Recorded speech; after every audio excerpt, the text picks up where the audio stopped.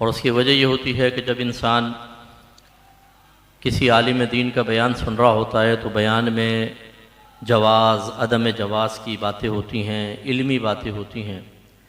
ज़रा भी इंसान की तवज्जो दाएं बाएं हुई तो बाद औक़ात गलत बात समझ में आ जाती है और उससे नुकसान का अंदेशा होता है। जितने स्टेज पे तशरीफ़ फरमा है उनसे भी मेरी गुजारिश है कि थोड़ा सा गुफ्तगू को अवॉइड करके और मुख्तलिफ जैसे मोबाइल देखना ये वो, वैसे तो मतलब सब कोई गौर से सुनना ही चाहिए बयान, लेकिन अगर फ़र्ज़ कर लें कि कोई ऐसी ज़रूरत महसूस ना करे तो फिर भी थोड़ा सा आदाब मजलिस के एतबार से हमें ख्याल रखना चाहिए ताकि डिस्टर्ब ना हो। जितने साइड में खड़े हुए हैं मेरी गुजारिश है कि सब आकर बैठ जाएं। जो थोड़ा दूर से सुनना चाह रहे हैं वो भी मजलिस में आ जाएं कि जहाँ अल्लाह की रहमतों का नुज़ूल हो वहाँ से हरगिज़ दूर नहीं होना चाहिए। अगर मैं अभी ऐलान कर दूं कि जो पिंडाल में बैठा हुआ है इज्तिमा के बाद हर एक को 5,000 रुपये मिलेंगे और जो बाहर है उसे 1,000 रुपये मिलेगा, तो मेरे ख़्याल में कोई भी बाहर रहना पसंद नहीं करेगा।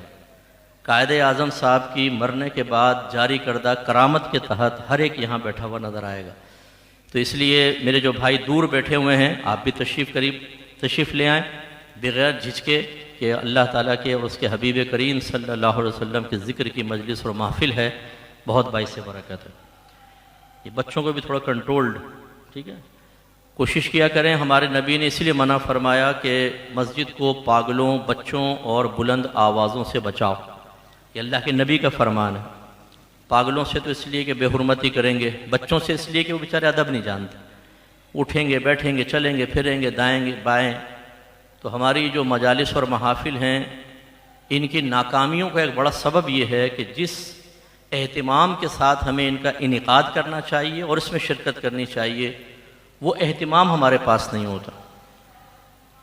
शौहर बाहर जा रहा होता तो बीवी कहती इसको साथ ले जाओ भाई, मेरा दिमाग ख़राब करेगा ये।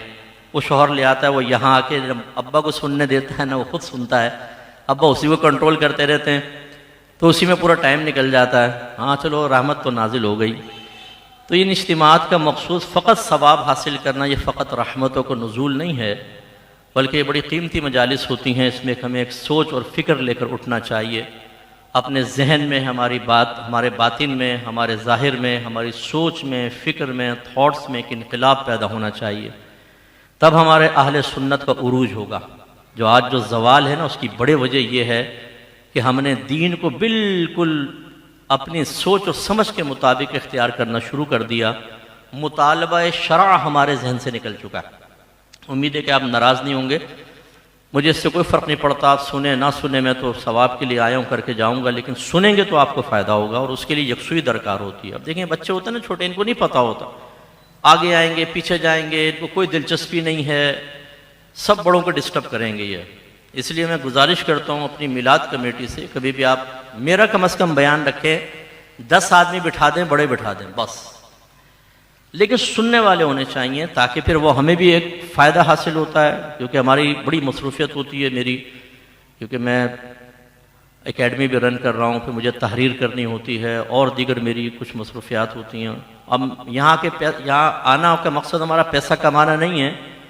यहाँ से अगर कोई मुझे फ़ंड देगा भी तो वो एकेडमी फ़ंड में जाएगा, मेरी जेब में नहीं जाएगा। और मैं अपना पेट्रोल खर्च करके आता हूँ, पेट्रोल के पैसे नहीं लेता हूँ। अगर पाकिस्तान में कहीं जाऊँगा या इंटरनेशनल सफ़र होता है तो टिकट के पैसे लाजिम बात है कि कोई ना कोई देता है, और बाकी ये कि मेरा कोई मुतालबा नहीं होता, हम एकेडमी के लिए लेते। तो मेरा मकसूद ये तो है ही नहीं यहाँ पर आकर कि मैं कोई पैसा ऐसा कमाऊँ ना। आपका जो मजमा बैठा हुआ है ये मजमा को इतना कसीर है कि मुझे अपनी तरफ माइल कर ले, क्योंकि मेरे प्रोग्राम जो होते हैं 19वां साल है अहकाम शरीयत का, पूरी दुनिया में उस प्रोग्राम को देखा जाता है। मेरे ख्याल में इससे तो लाखों गुना बड़ा इज्तिमा होता है जो हर फ्राइडे और सैटरडे में 8 से 9 बजे करता हूँ, लाइव प्रोग्राम होता है मेरा। तो कहने का मकसद ये है कि जब भी किसी आलिम दीन का बयान हो, खुदारा संजीदगी, मतानत के साथ और एक अच्छे मकसूद के साथ होना चाहिए, तो फ़ायदा होगा। एक दफ़ा दुरूद पढ़ लीजिए, अल्लाहुम्मा सल्लि अला सय्यिदना व मौलाना मुहम्मदिन व अला आलि सय्यिदना व मौलाना मुहम्मदिन व आलिहि व बारिक व सल्लिम। अल्लाह ताला ने सूरह आले इमरान में इरशाद फरमाया, लक़द मन्नल्लाहु अलल मुअमिनीना इज़ बअस फ़ीहिम रसूलन मिन अनफुसिहिम यतलू अलैहिम आयातिही व युज़क्कीहिम व युअल्लिमुहुमुल किताब वल हिकमा व इन कानू मिन क़ब्लु लफ़ी ज़लालिम मुबीन। सदक़ल्लाहुल अज़ीम, सदक़ रसूलुहुन नबियुल करीम। ये सूरह आले इमरान की 164-165 नंबर आयत। अल्लाह ताला ने इसमें सबसे पहले उस्लूब कलाम एहतिमाम के साथ ज़िक्र फरमाया, यानी उस्लूब कलाम का बड़ा एहतिमाम फरमाया। इसको शुरू किया लक़द के लफ्ज़ से। लाम जो है ये कलाम अरब में ताकीद के लिए आती है, यानी किसी बात को पुख्ता करने के लिए, और क़द तहकीक के लिए भी आता है। इसका तर्जमा होगा ज़रूर, बेशक। और ये अरब में कलाम करने वाला उस वक्त इसको इस्तेमाल करता है जब सामने वाले के बारे में ये गुमान हो कि शायद वो इस कलाम को इतनी अहमियत नहीं देगा, या उसकी तवज्जो किसी और तरफ होगी, या वो शक करेगा कि शायद ये तहकीक शुदा कलाम नहीं है। तो इसलिए अपनी बात को पुख्ता करने के लिए फिर इसको लक़द को शुरू में लाया जाता है। अब यकीनी सी बात है कि अल्लाह के कलाम में मुसलमान तो कोई शक नहीं करेगा, लेकिन फिर भी ये एहतिमाम ज़ाहिर करता है कि एक मोमिन को भी तवज्जो करनी चाहिए कि इस लक़द के बाद जो अल्लाह ताला बात बयान फरमाने वाला है वो कोई मामूली बात नहीं है, बहुत इंपॉर्टेंट बात है और तहकीक शुदा बात है। फिर अल्लाह ताला ने इरशाद फरमाया कि मन्नल्लाहु अलल मुअमिनीन। मन यमुन्नु, मन्नन माने होता है एहसान करना, एक इसका मतलब होता है नेमत अजीमा अता करना। तो इन दोनों अगर मफहूमात को लेकर इसका तर्जमा किया जाए तो इसका मतलब होगा कि ज़रूर बेशक अल्लाह ताला ने मोमिनीन पर एहसान अजीम फरमाया, या मोमिनीन को एक बहुत ही बड़ी अजीम नेमत अता फरमाई। वो क्या है? इज़ बअस फ़ीहिम रसूलन मिन अनफुसिहिम, कि उन्हीं में से एक रसूल उनके दरमियान भेज दिया। उन्हीं में से एक रसूल उनके दरमियान भेज दिया। दो एहसानात का तज़किरा है, एक तो बल्कि तीन कर लें। एक तो हमने रसूल भेजा, दूसरा एहसान यह है कि उनमें भेजा, और तीसरा यह है कि उन्हीं में से भेजा। हमारे नबी करीम सल्लल्लाहु अलैहि वसल्लम अपने बारे में खुद तहदीस नेमत के तौर पर जिक्र करते हैं कि अना सय्यदुल अव्वलीन वल आखिरीन, मैं पहले वालों का भी सरदार हूं, बाद वालों का भी सरदार हूं। और मेरे आका सल्लल्लाहु अलैहि वसल्लम ने अपनी भी शान बयान फरमाई और अपने कदमों के सदक़े से इस उम्मत को मिलने वाली शान के बारे में जिक्र करते हुए इरशाद फरमाया कि जब तक मैं दाखिल जन्नत ना हो जाऊं पिछले नबियों पर जन्नत हराम है, और जब तक मेरी सारी उम्मत दाखिल जन्नत ना हो जाए पिछली उम्मतों पे जन्नत हराम है। इसका मतलब ये रसूल कोई मामूली रसूल नहीं है, तमाम रसूलों के भी रसूल, तमाम नबियों के सरदार, तमाम फरिश्तों के सरदार। अगर अल्लाह ताला के बाद किसी का मकाम व मर्तबा है तो वह मोहम्मद मुस्तफ़ा हमारे नबी करीम सल्लल्लाहु अलैहि वसल्लम का है। तो एक तो रसूल भेजा, बड़ी बात। दूसरा, अरबों को गोया के खास तौर पे खिताब है कि तुम्हारे दरमियान भेजा। देखे ना, हमारे नबी हमारे दरमियान तो नहीं आए ना, वो तो अरबों में तशरीफ लाए, लेकिन फैज़ हम तक पहुंच गया। ये भी सादत की बात है। लेकिन जिनके दरमियान हो, तो अगर आपके घर में एक आलिम दीन आ जाए, कोई एक मुफ्ती साहिब आ जाए, कोई सेलिब्रिटी आ जाए, दीनी लिहाज से अर्ज कर रहा हूं, इसी तरीके से कोई बड़े पीर साहब आ जाए, तो वो घर या आप पूरे मोहल्ले में काबिल रश्क हो जाते हैं। जब आप बताएंगे जी हमारे घर में है, और आजकल तो हमारे यहाँ सेल्फियां बना लेते हैं यादगार के तौर पे फौरन, ताकि वो फेसबुक पे लगा दी जाए, जी हमारे घर में आए थे फुला, तो कितने तो यार तुम्हारे घर पे आए थे। तो किसी का दरमियान में आ जाना, जिनके दरमियान में आए उनके लिए बहुत बड़ी सादत की बात हो सकती है। तो जिनके दरमियान अल्लाह ने अपने सबसे ज्यादा महबूब नबी को भेजा, देखिए उनके लिए कितनी बड़ी सादत की बात।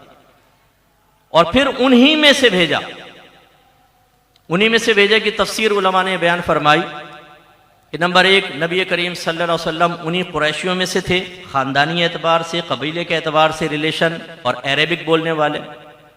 दूसरा, मेरे आका अरबी थे, अजमी नहीं थे। और तीसरा ये कि जब उन्हीं में से, हम में से होता है तो वो हम जिन्स होता है और हम जिन्स की तरफ अट्रैक्शन बहुत ज्यादा होती है। अभी वो कुछ, मैं चैनल बदल रहा था तो एक जगह वो उमर गुल जो हमारा क्रिकेटर है और आजकल अफगानिस्तान का बॉलिंग कोच भी है, तो वो इंटरव्यू दे रहा था। तो उससे पूछा कि आप अफगानिस्तान की टीम को आपने तरबियत दी है, कैसा महसूस हुआ? तो उसने कहा मेरे लिए बहुत आसान हुआ, इसलिए कि मैं भी पश्तो स्पीकिंग हूँ और ये लोग भी पश्तो जानते हैं, तो मेरे लिए समझाना बहुत आसान हो गया। इस चीज़ से ज़रा आप समझें कि जब कोई हम जिन्स होता है, कम्युनिटी वाला होता है, हम ज़बान होता है, तो उसकी तरफ एट्रैक्शन खुद ब खुद हो जाती है। अगर आपको थोड़ी भी अरबिक आती हो ना, आप कभी उम्रे हज पर जाएं, बेटा अभी बाद में कर लें, उम्रे हज पर आप जाएं तो काउंटर पे 2-4 जुमले अरबिक के बोलते, देखिए वो अरबिक आपको प्रोटोकॉल कैसे देता है। ऐसे अगर कभी आपने यूके यूएसए का सफ़र किया और वहां पर कोई आपका हम ज़बान मिल जाए तो बड़ी खुशी होती है। गोया कि अल्लाह तबारक व तआला ने उन अरबों के लिए तबई मैलान के लिए कुछ एहतिमाम इस तरह फरमाया कि उन्हीं के दरमियान से एक रसूल मुंतखब फरमाया जो अरबिक बोलने वाला था और उनका हम जिन्स था, यानी इंसान था, कोई फरिश्ता नहीं था। तो इस तरीके से करीब आना आसान हो जाता। और अगर आप थोड़ा सा इस पर गौर करें बारीक निगाही से, तो ये अरबों के लिए एक इतमाम हुज्जत था। इतमाम माने तमाम कर देना और हुज्जत माने दलील को तमाम कर देना, कि अब वो बरोज़े क़यामत ये नहीं कह सकते थे कि अल्लाह ताला तूने एक ऐसा रसूल भेजा जिसकी ज़बानी समझ में नहीं आती थी, अल्लाह ताला तूने ऐसा भेजा जो हम अरबी थे वो अजमी था, तो हमारे बातनी तकब्बुर ने उस अजमी को कबूल नहीं किया। अजमी मीन्स गैर अरबी, इसलिए हमने बात नहीं मानी।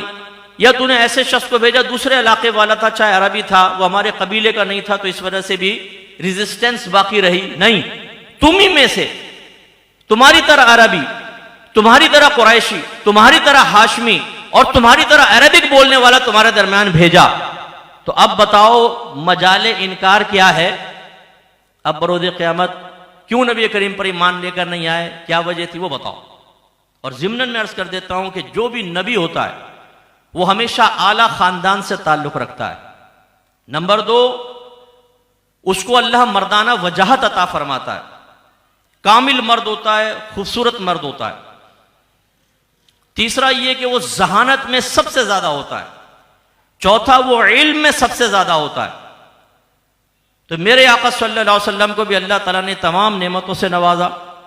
और एक पांचवी चीज और बढ़ा ले कि वो हर किस्म की जाहिरी बातनी गंदगी से महफूज होता है। ना अखलाकी गंदगी होती है, ना सोच और फिक्र की गंदगी होती है, ना जाहिरी एतबार से। और अल्लाह ताला ने तो अपने हबीब की पाकीज़गी का वह एहतमाम फरमाया कि उलमा फरमाते हैं कि सारी जिंदगी कभी कोई मक्खी मेरे आका के बदन अक़दस पर नहीं बैठी। सरकार का पसीना अक़दस निकलता था तो मुश्क की तरह, गुलाब की तरह खुशबुएं आती थी। मेरे आका सल्लल्लाहु अलैहि वसल्लम बोलो बराज फरमाते तो महक जाता था माहौल और नूर पैदा हो जाता था, कोई गंदगी नहीं, जाहिरी एतबार से भी पाकीज़ा साफ सुथरे। मैं और आप थूक फेंकें तो लोग नफरत करें, और मेरे आका सल्लल्लाहु अलैहि वसल्लम खारे कुएं के अंदर अपना लुआब दहन अक़दस डाल दें तो मीठे पानी में तब्दील हो जाए। ऐसा अल्लाह ने बनाया। बताएं अब कौन सी चीज थी दूर भागने वाली? कोई उज़र छोड़ा? भाई मादल्लाह अखलाक ठीक नहीं था, कपड़े गंदे थे, दांत साफ नहीं थे, फुला फुला, हजारों बहाने हो सकते थे, ये सब भी खत्म कर दिया। और अल्लाह ताला ने यह एहतिमाम एक और बड़ी हिकमत के तहत भी किया। गौर से सुनिएगा। मेरे आका सल्लल्लाहु अलैहि वसल्लम 40 साल तक उनके दरमियान अव्वलन रहे और ऐलान नबूवत नहीं फरमाया। 40वें साल में अल्लाह का हुक्म था ऐलान नबूवत करने का। गोया कि बचपन उनके सामने गुजरा, लड़कपन उनके सामने गुजरा, जवानी उनके सामने हुई, नौजवानी। अब जवानी के अंदर सरकार ने 40वां साल जवानी का साल होता है। हम तो बुढ़ा समझते हैं, 30 साल के बाद कहते हैं तुम बूढ़ा हो गया। 40वें साल में आदमी परफेक्ट जवान होता है। 40 से 50 साल जवानी की एज है। तो 40वें साल में अल्लाह ने अपने हबीब को फरमाया अब आप ऐलान नबूवत करें। अरबों ने बचपन से लेकर और आपकी जवानी तक आपको देखा, आपने कभी कोई किताब नहीं पढ़ी, आपके हाथ में कोई किताब नहीं थी, आपने किसी को उस्ताद नहीं बनाया, आप अरबों की तरह का ही कलाम किया करते थे। नबी करीम कभी अहले किताब के पास नहीं गए, यहूदी ईसाइयों के उलमा के पास, कि वहां जाके पुरानी बातें सीख ली हों। लेकिन 40वें साल में जब नबी करीम ने ऐलान नबूवत फरमाया, अब जो कलाम किया है, जो अल्लाह का कलाम बयान किया, तो लोग कहने पर मजबूर हो गए ये किसी इंसान का कलाम नहीं हो सकता।